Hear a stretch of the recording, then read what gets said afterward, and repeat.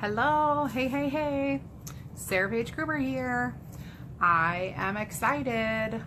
Are you super stressed like me? Well, I've made a resolution to de-stress the new year. Hey, Chelsea.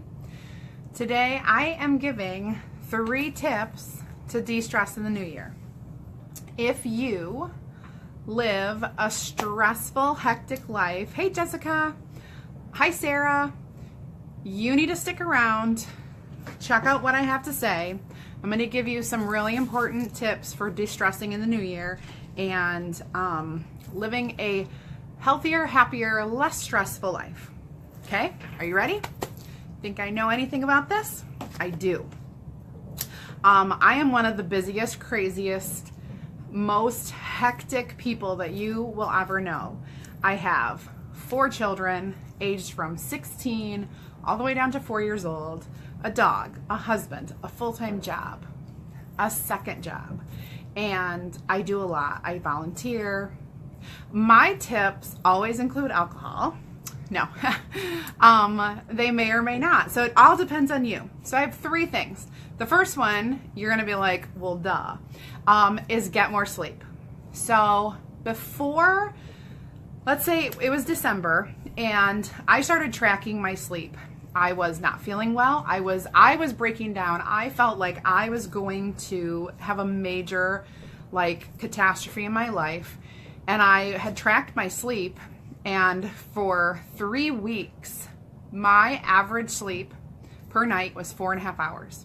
Now, that is, hi Keely, that is so not good.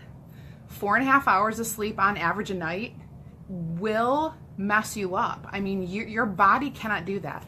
You really need, and I'm going to tell you this, you really should have 7 hours of sleep a night. I understand being a busy mom, sometimes you can't even get, and I know some people are really great and they get their 8 hours of sleep, and that's awesome. So my trick, my tip for you is to actually, hi guys, hi Cindy, hi Suzanne. So my tip for you is to track your sleep for a week. And do you get 7 or more hours of sleep a night? And if you don't, I want you to figure out how much sleep you should be getting and maybe try 30-minute increments. If you're only getting 5 hours of sleep a night, try to get 5.5 and then try to get 6. And how do you do that? You're gonna set an alarm to go to bed.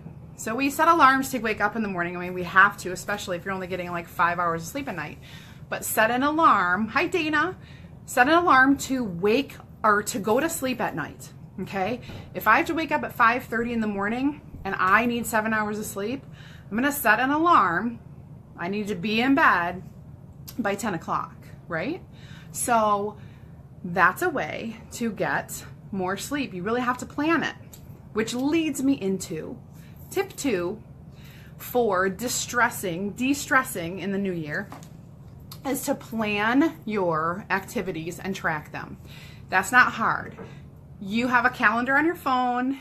You may have a paper calendar. Use it.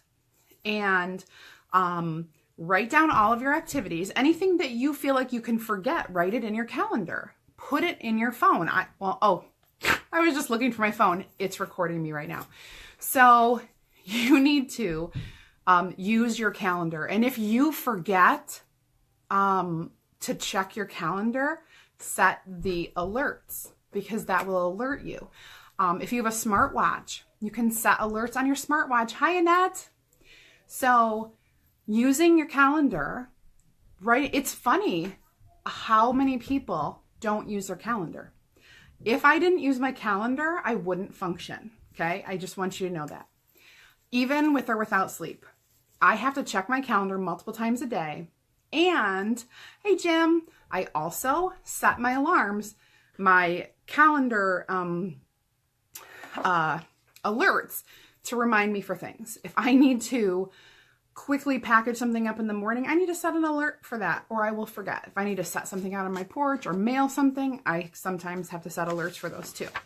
So now the third, and I truly feel the most important thing to de-stress, are you ready? Annette, are you ready? Is to sharpen your saw. Now, if you don't know if you know Stephen Covey, you know what sharpening your saw means. The 7 Habits of Highly Effective People. Sharpen your saw is very important. If you don't know, in a nutshell, this is what it is. Let's pretend that I am starting a new chopping or cutting wood business. And I have this brand new saw. It's shiny, it's new. And I start on day 1 and I'm sawing. See, I'm sawing my wood and it's awesome. And I am highly productive on day 1. And I get all this wood cut with my brand new shiny saw. On day 2 and day 3, they go pretty well. I'm working and my production is good. And then on day 4 and 5, it's a little tougher. And I'm working my saw and my production's slowing down and I feel like I'm working more. I'm accomplishing a little less and I'm feeling a little down. I'm like, gosh, why was that so hard? So then on day 6 and day 7, oh my goodness, I feel awful. I feel like I'm working twice as hard and I'm producing less and less. So if I'm working twice as hard and I'm producing less and less, I just feel like I need to give up. Well, then my friend comes and tells me there's such a thing as sharpening your saw. After you use it day after day, it gets dull and you need to sharpen it. So I learn how to sharpen my saw and I get back to work and all of a sudden I'm producing at my highest levels again because my saw is sharp. My saw is sharp. Say that fast. So, in human terms, sharpening your saw is about taking a step back, decompressing, doing something that you enjoy. Now, Susanna referenced alcohol. I know many adults enjoy partaking with their friends, with that sort of thing. However, there are lots of things that you can do.